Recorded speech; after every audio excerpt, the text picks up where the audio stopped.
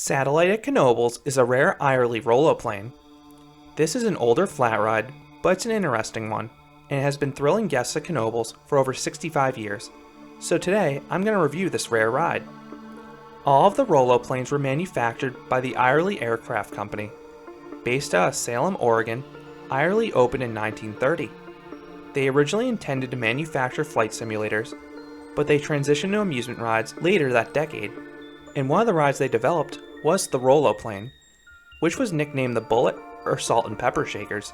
Today, there are nearly a half dozen roloplanes remaining, and Satellite is arguably the most popular and well-known installation. Knoebels added Satellite in 1955, and this ride is almost always a walk-on. And I find that sort of odd considering how low this ride's capacity is.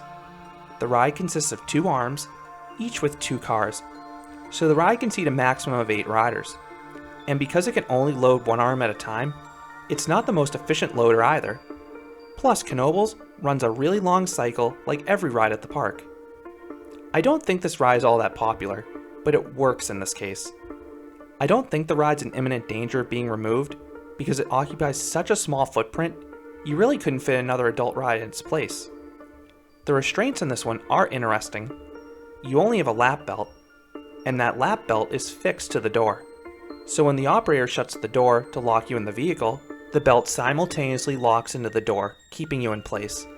This belt can be rather tight, but it's very much necessary when you see what this ride does. Now if you're claustrophobic, I would recommend avoiding this ride. The cars are super cramped, and it does feel like you're in a metal cage. You're boxed in on all sides, and even the front consists of a series of metal bars. It's sort of similar to a zipper cage if you've ridden one of those rides. Off-ride, it looks like Satellite will invert you more times than you can count, but you actually never invert in this ride. You come about as close as you possibly can to going upside down without actually going upside down. Now how does it do it? As the arm rotates, your individual car will also rotate.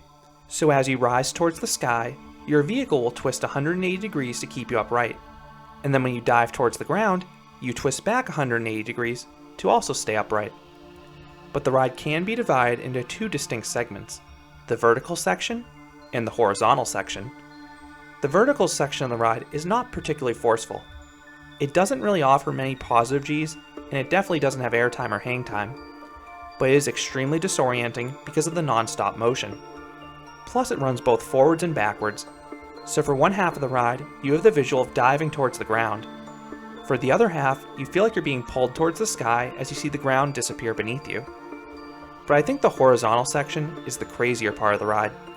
Some versions, like the one at Arnold's Park, remain upright for the entire duration, while ones like the one at Little America and Knoebels offer both the vertical and horizontal sections. During the horizontal section, you are tossed side to side in your vehicle like a rag doll. If you're alone, you are going to slide side to side, hitting the wall of the vehicle. I tend to ride this alone since it's so rare to have a restraint set up like this that allows for this much movement mid-ride. If you're riding with someone else though, you're going to take turns smashing into each other. For this reason, I would caution against 2 riders who aren't similar in size from riding together. I could see this quickly becoming uncomfortable for a young kid riding with an adult. Satellite gives a long cycle, clocking in at roughly 2.5 minutes in length, excluding the bit where you're stopped at the top to load and unload. So the ride is extremely satisfying. So what would I rate Satellite? I would give this ride a 7 out of 10. This ride has 2 separate sections that prevent the ride from feeling monotonous. You have the vertical section, which is all about the visuals, and they have the horizontal section, which is about the crushing laterals. It's a neat contrast, and this is just a fun classic attraction. So those are my thoughts on Satellite, the roloplane at Knoebels. Have you ridden this ride? Or have you ridden one of these roloplanes elsewhere? I would love to hear your thoughts down in the comments. If you enjoyed this video, I'd appreciate if you gave it a like, and you considered subscribing, because there'll be a lot more roller coaster and amusement park videos here at Canopy Coaster.